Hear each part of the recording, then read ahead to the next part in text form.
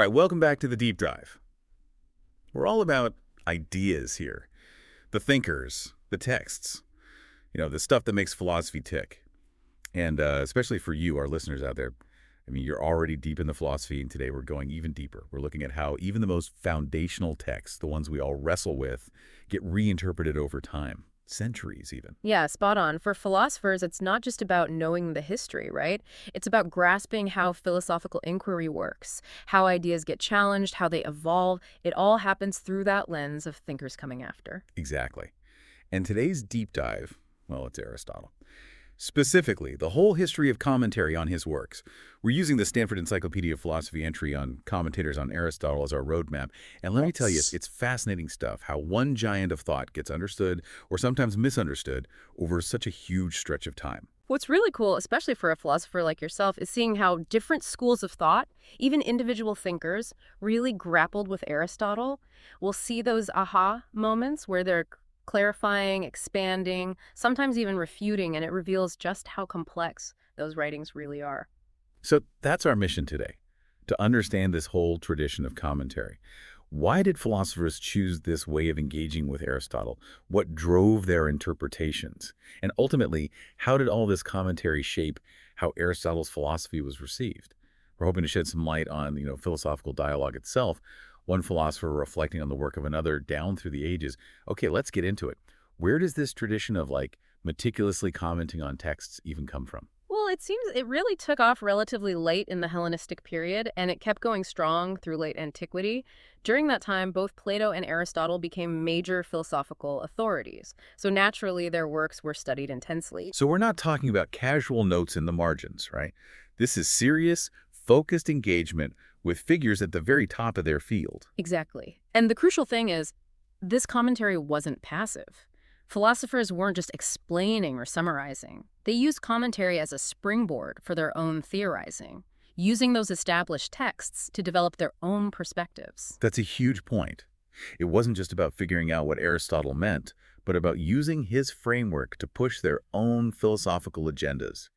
Maybe even in directions Aristotle himself didn't anticipate. Precisely. And the source makes it clear when interest in Aristotle revived in the 1st century BCE, it wasn't blind acceptance of a fixed set of doctrines. They studied him rigorously, critically, because his work deserved it, not because they thought he was infallible. So, no dogma here. They're actively grappling with a complex, influential body of work.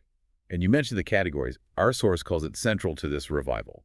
Why this specific work? It's relatively short, and it's described as, well, difficult. Well, what's interesting for us as philosophers is that the categories had been mostly ignored in the centuries before.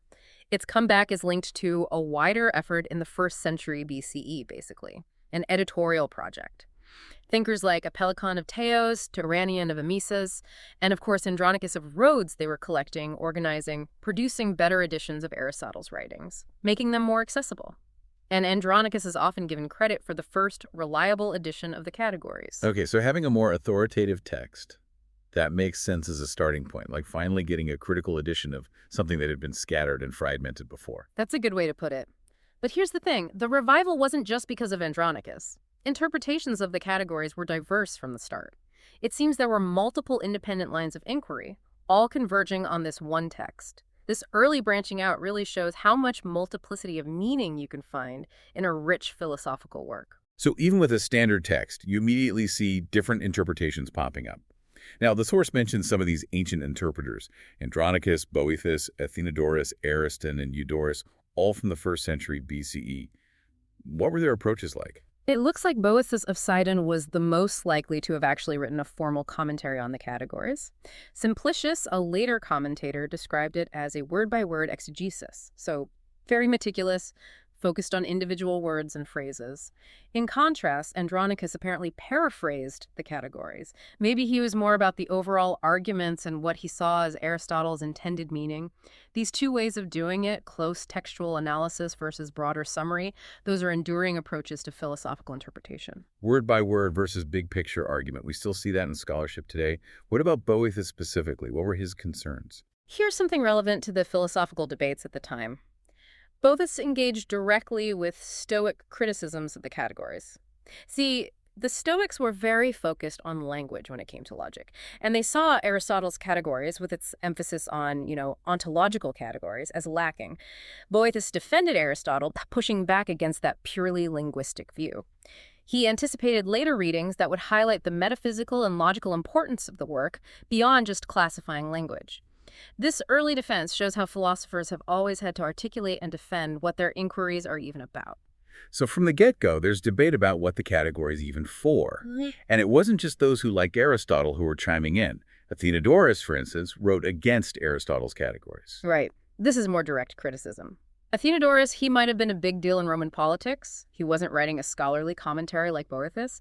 Instead, he probably presented a series of objections, problems he found in the text itself, a more confrontational approach to analysis. And it wasn't just external critics either. Even within the broader philosophical world, people outside the Peripatetic school, like Eudorus of Alexandria, he was an academic philosopher. He also found things to disagree with Aristotle about in the categories. Shows that this work went beyond any single school of thought. Absolutely. It became a focal point for discussion across different schools. Then you have Ariston of Alexandria. His case is a bit more mysterious. Seems he moved towards Peripatetic philosophy and wrote on the categories, but there's no evidence he knew about or was influenced by Andronicus or Boethus. So maybe there were independent lines of inquiry happening. Sounds like the early reception of the categories was a time of, parallel explorations. Different thinkers, different lenses, different agendas. The source mentions Michael Griffin's argument about Andronicus placing the categories at the start of his edition of Aristotle's works.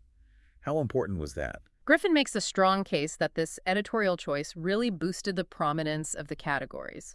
Putting it first, especially for people new to Aristotle, basically made it the entry point into his whole body of thought. So Andronicus shaped how people would approach the text for centuries to come. Even if his own interpretation wasn't the most influential, the placement of the text amplified its impact. It was almost like a pedagogical framing. Start here, with the categories. That's how you understand Aristotle. This early period really shows that engaging with a major philosopher isn't about just accepting a fixed doctrine. It's about actively interpreting, even debating, the most basic parts of their work. Absolutely vital for any philosopher thinking about the history of their field. The categories drew in thinkers with all sorts of backgrounds and commitments, and that led to interpretations that weren't always what Aristotle himself intended. This openness to interpretation is what makes a philosophical text truly enduring. Okay, so the first century BCE was a busy time for wrestling with Aristotle, especially the categories. How did this commentary tradition evolve after that? Well, interpreting Aristotle kept going strong in the 1st and 2nd century CE. New figures came on the scene: Alexander of Ages, Soporition, Achaeus. They all had their own takes on the categories. We don't know a ton about their specific interpretations, but they show the continuing interest in the work. Then you start to see more pedagogical commentaries, like those by Adrastus of Aphrodisias and Aspasius. These were meant for teaching. Galen even mentions them as basic texts for students just starting to study the categories. So you see philosophy education becoming more formalized. Commentary is now part of the curriculum. There's institutional support for studying these texts. And it's interesting, these commentaries by Adrastus and Aspasius, they even influenced later thinkers like Plotinus. Shows how ideas get carried forward across different schools. Exactly. The commentary tradition is becoming more consolidated, more established. And another big development was imperial patronage of philosophy in Athens, starting with Marcus Aurelius setting up chairs of philosophy. This led to public teachers of Aristotelian philosophy like Alexander of Damascus, and later the very influential Alexander of Aphrodisias. Yeah, Alexander of Aphrodisias. He's often seen as the authority on Aristotle. His work was all about presenting a clear, definitive understanding. That's right. Alexander was committed to what he saw as Aristotle's true, authentic thought. He wanted to clarify and promote that, like in his treatise De Anima. It's not a line-by-line commentary, but it's deeply engaged with and explaining Aristotle's psychology. He saw himself as faithfully representing Aristotle's whole philosophical system. And he wrote commentaries on a whole bunch of Aristotle's works. Many of them became super influential themselves. Yeah, we still have his commentaries on the prior analytics, the topics, meteorology, on sense and sense objects. His commentary on the categories itself is mostly lost, but his other writings, plus his collections like Problems and Solutions and the Mantissa, they show us all the different methods he used. His big goal was to systematize Aristotle, extract his genuine thought, which is why he's known as the most authentic interpreter. But the source points out a shift in later commentators. It wasn't just about understanding Aristotle on his own anymore. You're right. Later commentators, especially in late antiquity, while they were definitely building on Alexander's work, they really prioritized finding agreement between Plato and Aristotle. This harmonization project became central to their interpretations. The big reconciliation project, bringing those two giants of Greek philosophy together. And even in this new context, the categories remained important. Absolutely. In late antiquity, most commentators were Platonists. They saw Aristotle as basically in line with Plato, maybe even as a stepping stone to Plato's philosophy. But even with this Platonic lens, the Categories was still seen as a crucial introductory text, so there was a new wave of commentary dedicated to it. Enter Porphyry. He wrote not one, but two commentaries on the categories. Mhm. Clearly, it's still a core text in the curriculum. Right. Porphyry wrote a massive 7-book commentary for a student named Gedalius, addressing all the problems and criticisms raised against the Categories. He also wrote a shorter one, in dialogue form, showing he understood that students at different levels need different approaches. And then there's his Isagoge, short but hugely influential intro to Aristotle's theory of predication. This became a must-read, coming before studying the Categories itself. So now there's a pedagogical pathway. You start with Porphyry's Isagoge to get the basic concepts, then you move on to the categories, then to more detailed commentaries. Philosophical education is getting more structured. Exactly. And Porphyry set a trend. Iamblichus, for example, wrote his own big commentary on the Categories. He drew a lot from Porphyry, but he also threw in what he thought were ancient Pythagorean writings, trying to show that Aristotle and other traditions were basically in harmony. This shows the growing tendency to blend different philosophical streams. Wow, even using texts that might be forged, all for the sake of philosophical synthesis. Shows how strong this harmonizing impulse was. And Iamblichus' student, Dexippus, kept it going. He wrote a short summary of solutions to the criticisms of the categories, mostly based on Porphyry and Iamblichus. Yeah, Dexippus used a simple question and answer format, making it even easier for beginners. By this point, the curriculum is set. You master Aristotle, starting with his logical works before moving on to Plato. And the Categories is firmly the first logical text you tackle. And we have tons of other commentators from this era, Ammonius, Olympiodorus, Elias, Philoponus, all contributing commentaries or lecture notes on the categories. It's a canonical text now. Totally. And this culminates in Simplicius, a very learned Platonist who deliberately tried to synthesize all the different interpretations that have built up. His commentary on the Categories is the most comprehensive we have from antiquity. He wanted to show that Plato and Aristotle were fundamentally in agreement. Simplicius represents the peak of this harmonizing trend. But even after centuries of study and interpretation, the categories remained, as the source puts it, elusive. There were still debates about basic things. Its title, its place in Aristotle's work. The fact that different commentators preferred different titles tells us something about how they understood the work. That's important. And even within Aristotle's logical works, there were disagreements. For example, Andronicus thought the Post-Predicamenta was a later addition to the Categories, maybe not even by Aristotle. But Adrastus argued that it was fundamentally connected to the topics. These ongoing disputes show just how hard it is to definitively interpret complex philosophical texts, even ones that seem foundational. So figuring out Aristotle was never a simple task. The text brings up the commentary tradition on De Anima and the debates about the active intellect as another example of these complexities. Yeah, that super famous, super difficult passage in De Anima 3.5 about the separate, impassible, unmixed intellect, it caused a lot of debate very early on. Theophrastus, Aristotle's successor at the Lyceum, was already puzzled by what this active intellect actually was. Was it part of us, or was it separate, even divine? This early uncertainty set the stage for centuries of different interpretations. And later commentators came to very different conclusions. Alexander of Aphrodisias famously interpreted the active intellect as something outside the human soul, even identifying it with God or the first cause. Right. For Alexander, the active intellect wasn't just our ability to think. It was this transcendent, divine principle that made the whole cosmos intelligible. It acted on our intellect, not from within. But Themistius had a totally different view. He saw the active intellect as essential to being human. Yeah, for Themistius, the active intellect was our rational capacity, what makes us human. He also thought it was a single intellect shared by all of us, separate from the passive intellect that's part of our individual souls. But for him, it was much closer to us than in Alexander's view.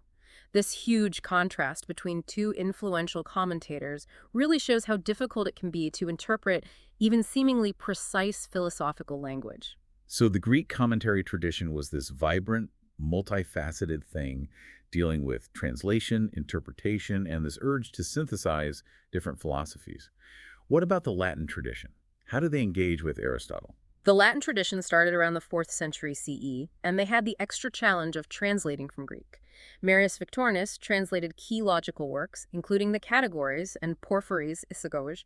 He even wrote a commentary on the Categories, but sadly it's lost. So they're not just grappling with the ideas, they're doing the essential work of making these texts accessible to a whole new audience. Absolutely. But the key figure for bringing Aristotelian logic to the early Middle Ages in the Latin West was Boethius. Like many in late antiquity, he believed that Plato and Aristotle were fundamentally in agreement. He started this huge project of translating and commenting on both of their entire works, hoping to show their unity. He died before finishing, though. But what he did accomplish had a huge impact. His translations and commentaries shaped medieval intellectual history in a major way. For sure. Boethius translated the Categories, De Interpretatione, the Analytics, the Topics, the Sophistical Refutations, and Porphyry's Isagoge. He wrote both short, introductory commentaries and longer, more advanced ones. He was clearly very invested in teaching. He wrote his own commentary on the Categories and planned a more in-depth one, but it's not clear if he finished it. And engagement with these texts continued in the Latin West through glosses, those marginal notes that were everywhere in medieval scholarship. So looking back at all this engagement with Aristotle, what are the big takeaways about the practice of commentary itself? The source points out that there wasn't one single philosophy of the commentators. It was more like a shared practice. They all agreed that Aristotle was a major authority worth deep study. Even though they didn't have access to all his works at first, and commentary became the main way of engaging with him, there were always multiple interpretations. Different commentators had different priorities, whether it was defending Aristotle, harmonizing him with Plato, or using his texts to build their own ideas. So it wasn't about finding one fixed truth in Aristotle, but about this ongoing effort to understand, interpret, and build on his work. It shows just how rich and open to new readings these foundational texts are. Exactly. All this work by the commentators shows us that even texts we consider foundational are always open to new perspectives and reinterpretations. So for you, our listener, you're a philosopher. This history of commentary on Aristotle shows you the core of philosophical inquiry. It's all about questioning, reinterpreting, engaging in dialogue, and that continues across time. Understanding this history helps us see the complexity of these texts and how philosophical understanding keeps evolving. Yeah. Each generation of thinkers came to Aristotle with their own questions, their own frameworks, their own goals. This reminds us that even our own readings are shaped by our historical and intellectual context. And that brings us to our final thought for you to ponder. We've seen this huge variety in interpreting Aristotle, from close textual analysis to grand synthesis. What does this tell us about whether we can ever truly grasp what a philosopher really meant? And even more importantly, what does it say about the value of engaging with these texts across different contexts? How do your philosophical views connect with, or maybe clash with, the approaches of the commentators we've talked about today? This deep dive into history, we hope it sparks even deeper philosophical thinking for you. Thanks for joining us on The Deep Dive.